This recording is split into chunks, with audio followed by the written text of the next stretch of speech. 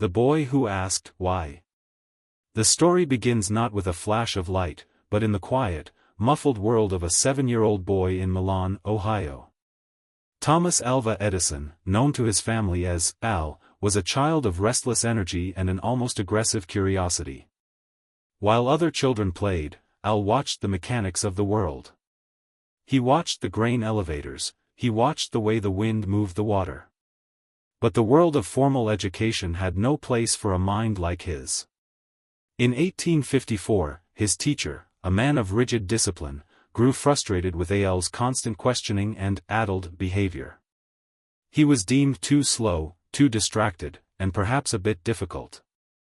His mother, Nancy Elliott Edison, a former teacher herself, was incensed.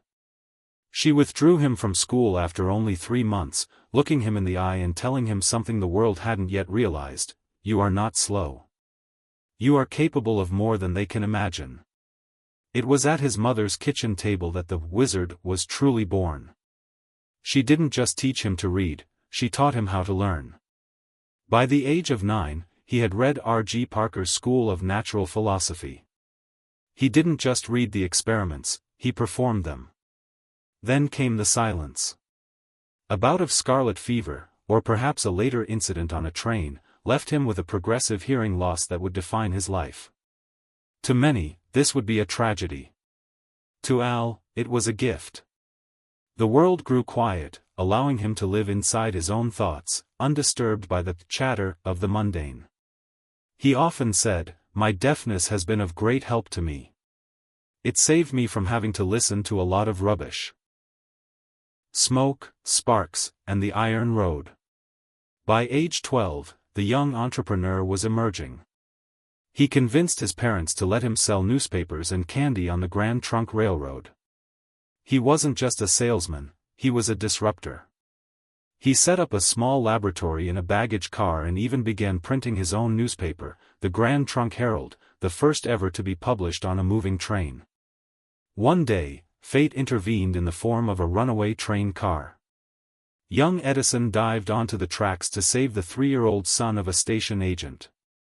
The grateful father, J.U. Mackenzie, offered Al the only reward he truly craved: he taught him the secrets of the telegraph. For the next several years, Edison became a tramp telegrapher. He wandered from city to city, working night shifts so he could spend his days reading and experimenting. He was a master of the click-clack language of the wires, but his mind was already looking for a way to make the machine better. He didn't just want to send one message, he wanted to send many. This was the era of his first patent, an electronic vote recorder.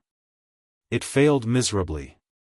Politicians didn't want a machine that made voting fast, they wanted to filibuster.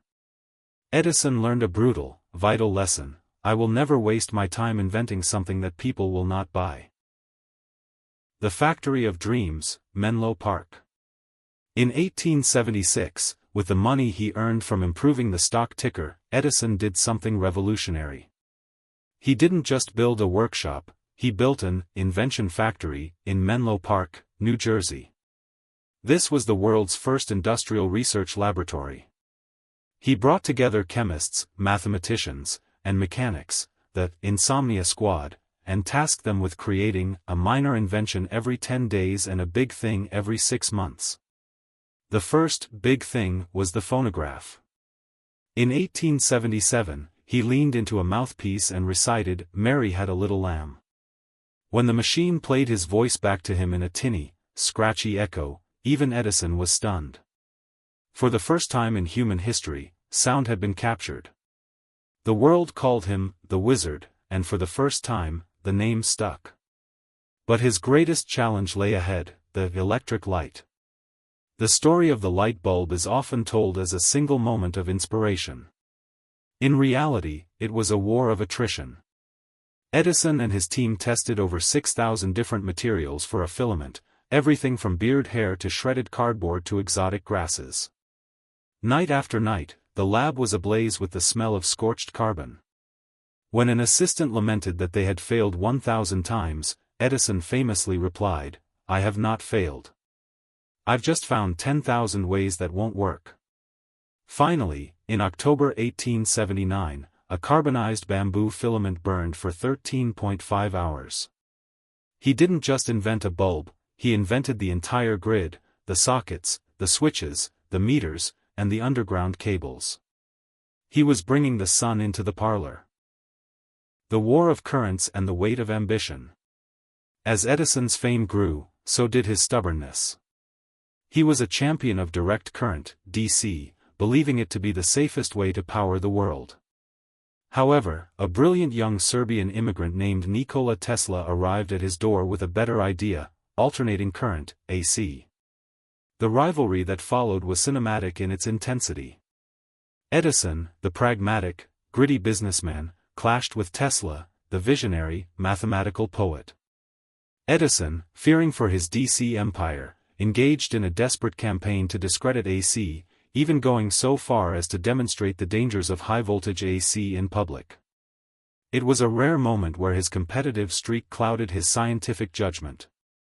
Eventually, the world chose AC for its efficiency over long distances, and Edison's company merged to become General Electric. Edison was bruised but unbowed. He shifted his focus to the moving picture. With the kinetoscope, he laid the foundation for the entire film industry, capturing the first snippets of life on celluloid. He was a man who lived in the future, even as he worked 20 hours a day in the present.